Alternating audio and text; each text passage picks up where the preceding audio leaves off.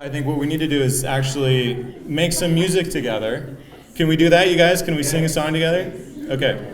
So yeah, Walter Coleman plays guitar on this song, and he starts with this really great little lick that goes like this.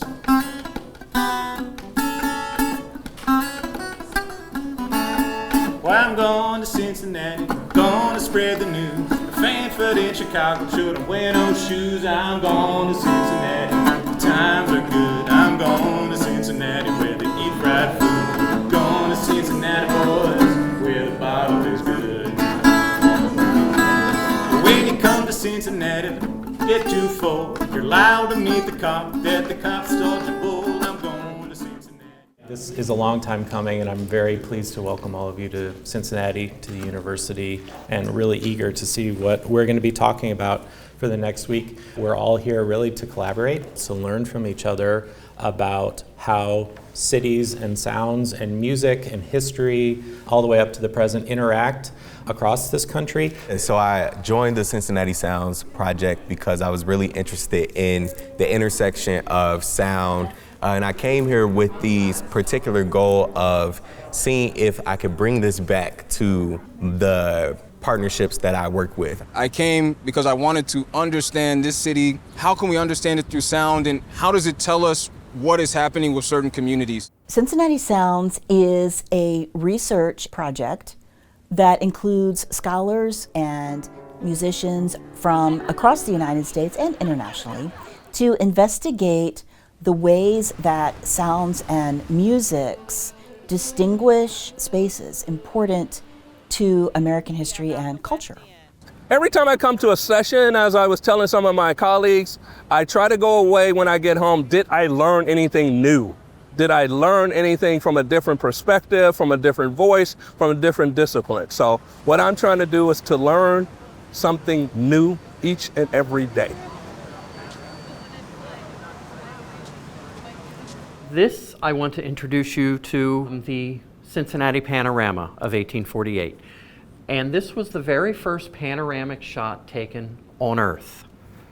The canal was dug, opened in 1827, and that created its own series of sounds through the city. So you had the sound of the oars, you had the sound of the towpath and the mule pulling the boat, and you had the sound of the water lapping against the wooden boat. You had the sound of people walking on the decks. You had the sounds of the people along the canal itself, whether they were picnicking or loading from a warehouse in and out. It created a whole new world. It was the superhighway of its day. Thinking about how this photograph is telling this story and how we can infer about sound and kind of the soundscape of what it would have been like in the mid-19th century, it really moved me. I thought it was really powerful. This is St. Francis Xavier Church. I bring this up because you could actually go to this church today. And this is a sound I experienced just a couple weeks ago. I'm walking down the street and all of a sudden I hear organ music, and it's pouring out into the street.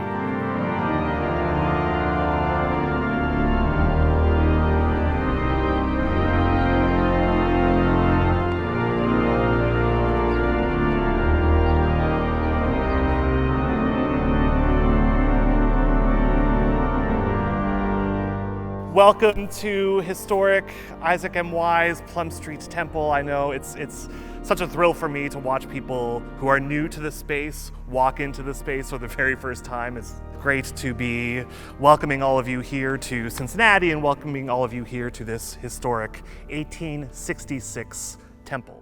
So what's fascinating in your exploration of sound this week is that we have here an extremely well-preserved 19th century sound capsule. When I entered that Plum Street Temple, I was like, this is absolutely gorgeous. And it's just a stone's throw from City Hall. For me, it was a new experience. Walking at different spaces and just listening to how the organ sounds like was beautiful.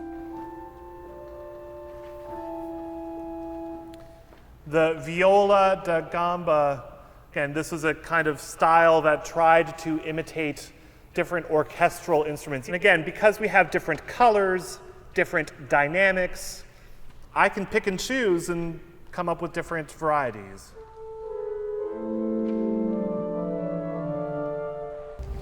Is there consistent agreement among organs around the world of what the viola da gamba sounds like, or a flauto sounds like? No. Okay. Thank you for that question.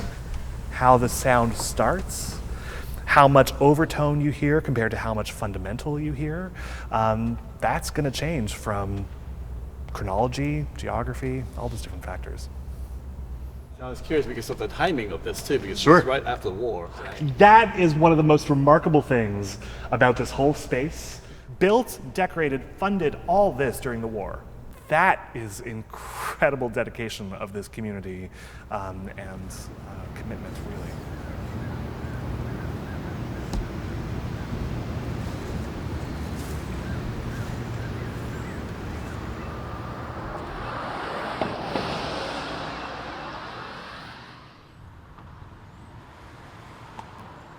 I am so delighted to be here with you this afternoon. My company, back in 2013, built, designed, and installed this organ, which was our Opus 8, for this very remarkable church. I think about how the sound and the instrument bridge and entangle the past and the present.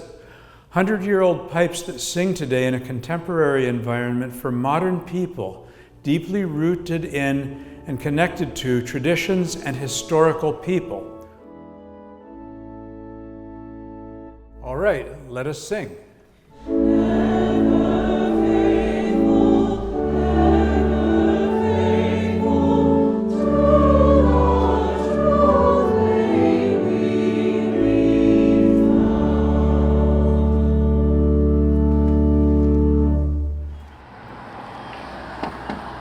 Listening to organs, learning about the history of organs. I'm not a big organ music fan, but it was just beautiful. And it's just been a really good week.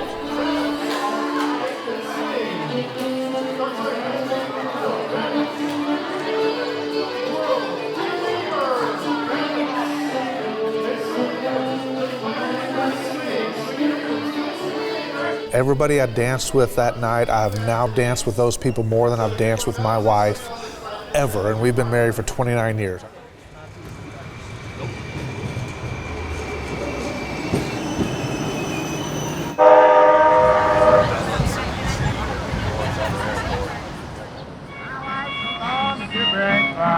I walk right to the gate.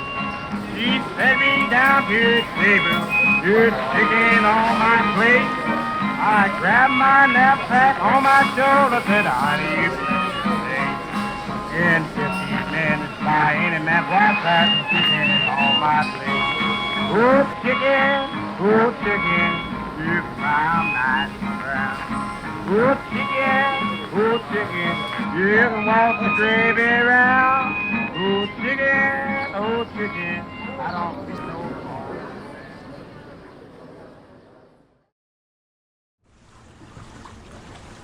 Well, good afternoon, everyone. If I could have your attention for just a moment. I am Captain Mike, and on behalf of BB Riverboats and the crew, I'd like to welcome you aboard the River Queen. Cincinnati was founded in 1788 by John Cleve Symmes and Colonel Robert Patterson. In 1790, Arthur St. Clair, the first governor of the Northwest Territory, changed the name of the territory to Cincinnati. So the first question, or the big question for me, how do we understand cities in terms of sounds, and what is different when we approach sound from other type of research? What do we discover? The strand of sound as the connecting thread across the visit just fitted into my interests. It's been an incredible learning experience, and it gives you a sense of the growth, development, changes, and issues that have happened in the city. If you weren't aware, you are traveling on what was once the boundary between a slave state and a free state during the Civil War. If you look beyond the bridge pier, you'll see the bronze and beige building. This is the National Underground Railroad Freedom Center.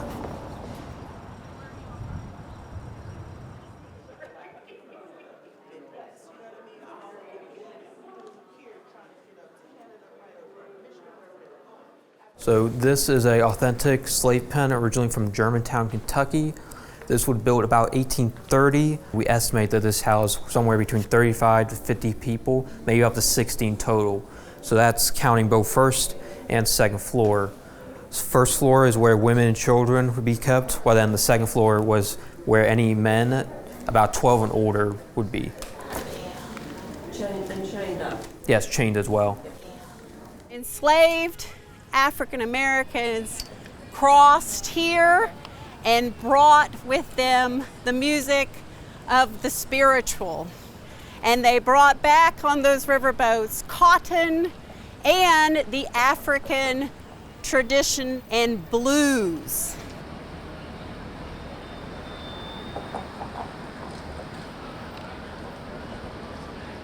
One of the most amazing visitors to Music Hall in 1893 was Madame Cicieretta Jones. She was an operatic soprano who was from Providence, Rhode Island. She was the highest paid black singer in the 19th century. Mamie Smith, born in Cincinnati. She was a triple threat. She could sing, dance, act. She broke the mold. She was not the first African American, not the first woman. She was the first person to record the blues. I can't sleep at night. I can't. What stories does music tell about geography and about places? This kind of blues repertoire as a whole is sort of telling us geographic stories, and they're telling stories about places. Here we can see geographically what the Great Migration looks like. It's a huge social geographic transformation that totally transformed American cities, totally transformed American music, American religious life. And Cincinnati was an important place for this. Most of them moved to this one neighborhood, the West End. That really became the center of black life in the city at that time. These streets, these two streets, George Street and 6th Street, collectively, I mean, maybe 100 music venues. Here's the Cotton Club, which has come up as a really important venue. A huge number of people played there, and that it was in this beautiful, large hotel. James Jarrett, who went by the name Pigmeat, one of the kind of key characters of Cincinnati's West End. He lived into the 90s and became kind of a celebrated Cincinnati hero. So zooming into his life in Cincinnati, they first lived way out east with his mother, and then moved into the West End. Like I said, he attended the Harriet Beecher Stowe School and learned how to play piano there. He also played on these riverboat tours. Finally, in 1979, he came here to the University of Cincinnati, to the College-Conservatory of Music for the very first time in his life to make a recording, which is the only time he ever recorded. Old lady feeling all right. 'Cause I ain't got now nickel. It's cold outdoors too. Look at him, my shoes got a hole in the bottom. Going up now. Another area of Cincinnati's impact with sound is in radio. The start of that was a guy named Powell Crosley Jr. Crosley built these great radios, but he also realized that you need good programming and things to be on the radio. So he had one of the first, I think it was like the 4th radio station in America, WLW.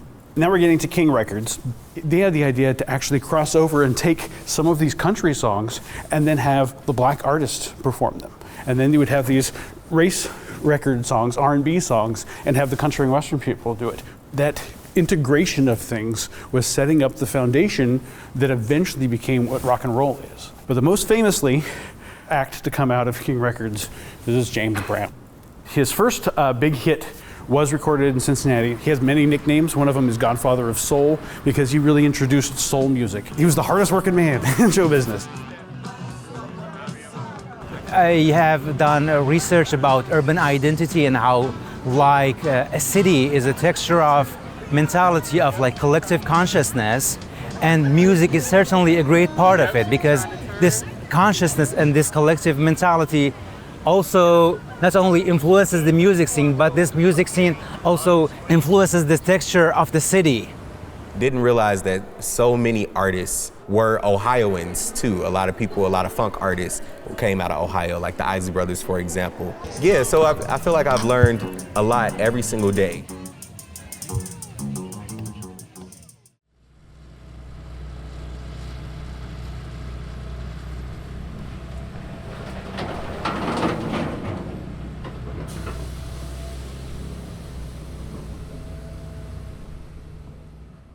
This is a very lonely, forlorn shot of the West End.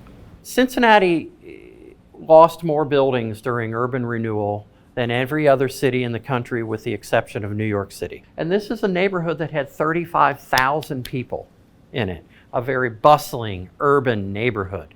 And by the time you get to this point, huge swaths of it had been cleared. And most of those buildings that you're seeing there, sadly, would have been vacant by then. You're going to hear sounds of people squatting, going in and out of buildings, trying to close a window, trying to build a fire, trying to stay warm. It's what used to be a block filled with 150 buildings, possibly, depending on the block, to no buildings whatsoever. This is basically what this bustling urban neighborhood became. It became a twisting maze of highways, bulldozers moving earth and moving people. That would be the sounds you would hear in those neighborhoods at that time. And this didn't just happen for a week or a month or a year. This went on for a decade of the sounds of demolition in the distance, the sound of breaking glass, the sound of bricks falling, the sound of demolition crews wrecking homes by hand. So it went from being a bustling neighborhood to the sounds of demolition, and in the midst of that bustling neighborhood, to the sounds of virtual silence. This is what the West End became. This is it. And it's just, as we all know today, the sound of traffic on a highway that's just kind of like a hum and a roar that goes on 24 hours a day. And that's what replaced our West End.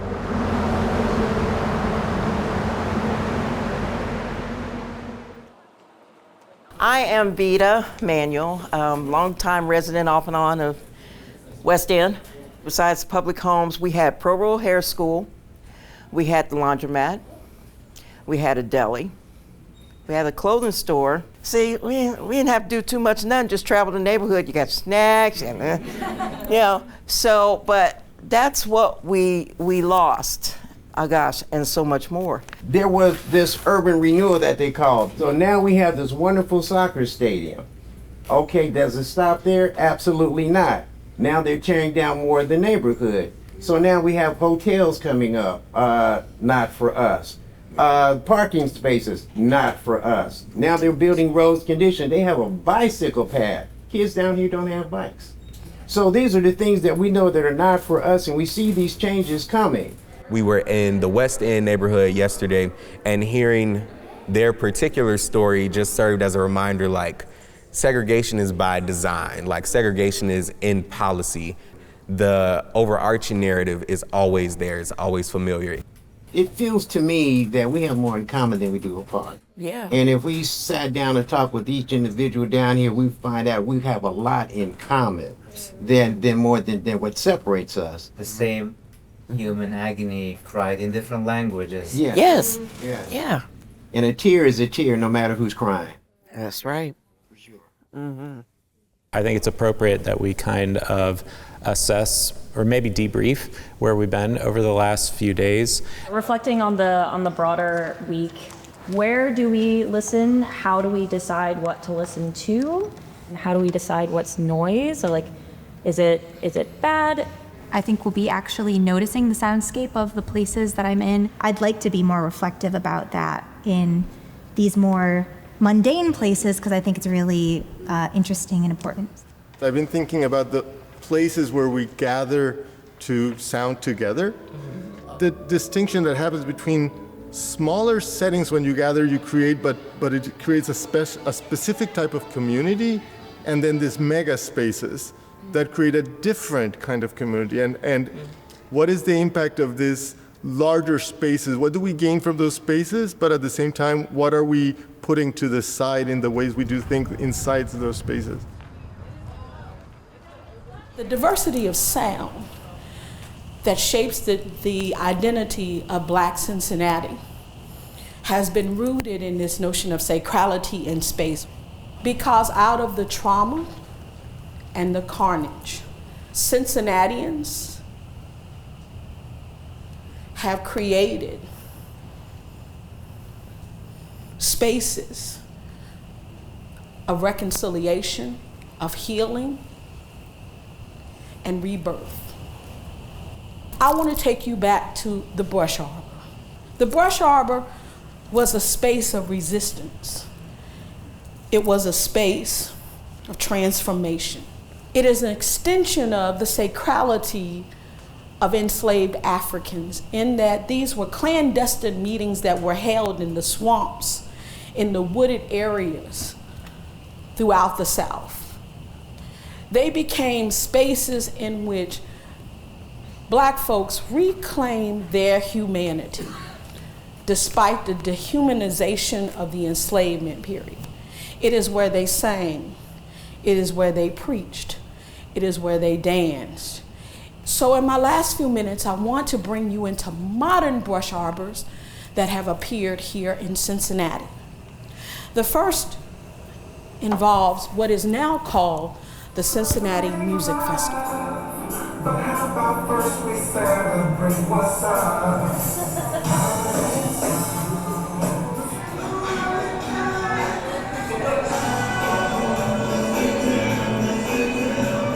Cincinnati, a space that in the early 2000s was looked upon as this space of racial injustice, is kind of being rebranded through this particular festival. The other modern day brush arbor I want to take you into came to Cincinnati in 1989. In 1986, Dorothy Height came up with this idea of launching a national Black family reunion.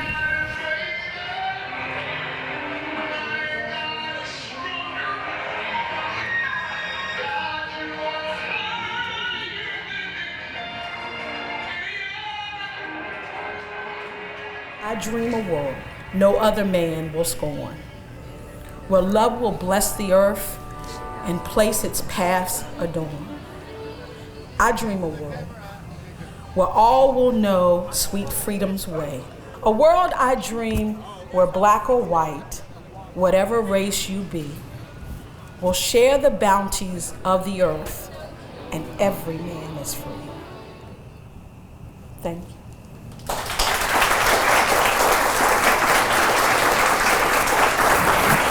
It's nice to be around other academics, other musicologists, other geographers, other folks that are interested in this intersection of space, place, geography, and sound. I got hope from seeing that the professors are actually doing that kind of connection. Like, you have to bring it out there and we have to talk and listen to the community. That was one of the best things for me. I think the university sometimes feels a little separate from the community. And I think programs like this, for instance, coming from the University of Cincinnati, connect to the people of Cincinnati. Getting to know so many different people's interests and how like this one thing which like brings us together can diversify in beautiful ways. Even when we have these indicators, even if they be visual, there's also something sonic. There's something that has been, sounding there that if we listen closely enough, we can hear these aspects about ourselves or, the ways in which we're based here in Cincinnati that can tell us so much more.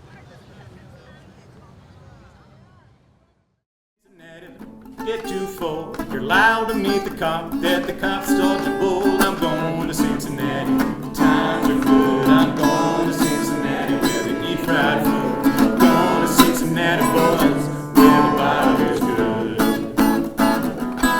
Well, when you get to Cincinnati, stop at 6 and Main. That's where the good hustling women get the good cocaine. I'm going to Cincinnati, times are good. I'm going to Cincinnati where they eat fried food. Going to Cincinnati, boys, where the bottle is good. Now we come to Cincinnati, stop and hog at Joe. That's where you get your turnip greens and your good hot jaw. Going to Cincinnati, the times are good. Going to Cincinnati, where they eat fried food. I'm going to Cincinnati, boys, where the bottle is good. Now the meanest man I ever saw, a judge in Cincinnati named